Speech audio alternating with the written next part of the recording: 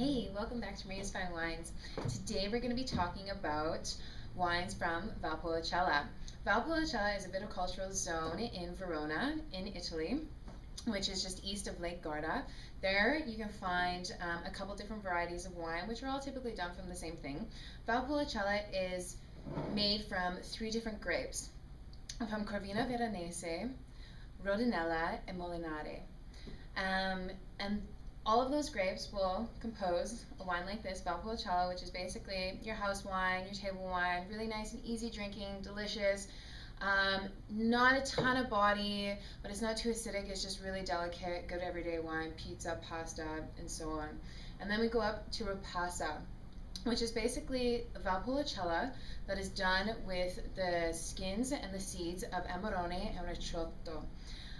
Which I'll get to in a minute what those are. And what they do is they take the skins and they put them inside the tank of the Valpolicella, and they put a second fermentation from the dried skins and the seeds, and you get Rapasa out of it, which is sort of a medium body, nice fuller flavor than a Valpolicella, but not quite as rich as the Amarone, but a good everyday sort of wine, which usually runs about $25.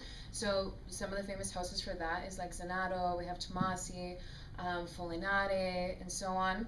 And then we step it up from there and we do Amarone. Now Amarone is a very unique wine of the world. It's a very special style of wine, how they do it. It was discovered by accident.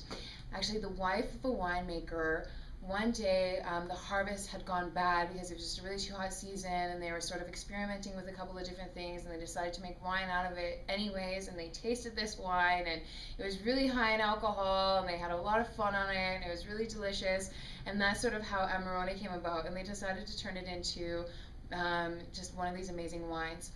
It's been around since the turn of the century, but they didn't start marketing it until 1950.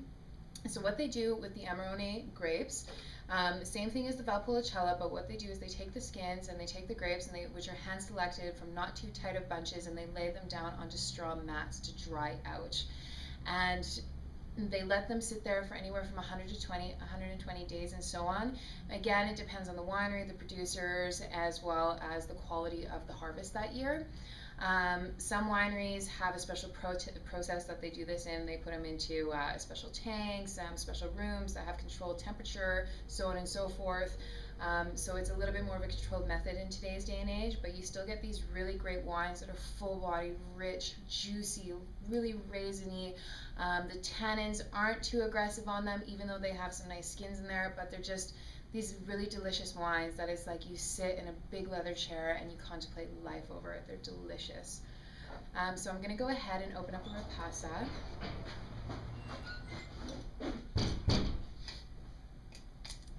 I'm opening up the Zanato Rapasa here. This is just a really great wine. You'll see them in most restaurants, as well in a lot of your wine stores. And Zanato does a really good job at keeping up the consistency of the quality of the wine. And the reason why I'm choosing the Rapasa as opposed to the Valpolicella and the Amarone is it's good for that medium zone, right? You're not doing something too light for table wine. You're not doing like one of those really specialty wines that are a little bit more of an investment at around $50 to $60, but just wines that really need to be sat and appreciated. So I'll go ahead and pour that there for you. We're going to get a little bit of that medium color, which I'm not sure if you can see in the camera so much, but if I'd light that up for you there. You get a nice medium body. There's a little bit of that rustiness there. Now on the Amarones, you're going to get a lot more rust, and you're going to get a lot more depth, and it's almost just like that really turned over golden colors, where the Valpolicella, you're going to get a little bit more of a brilliant young red wine. And other than that, I hope that you guys find this video informative, and Valpolicella has some really amazing wines to offer.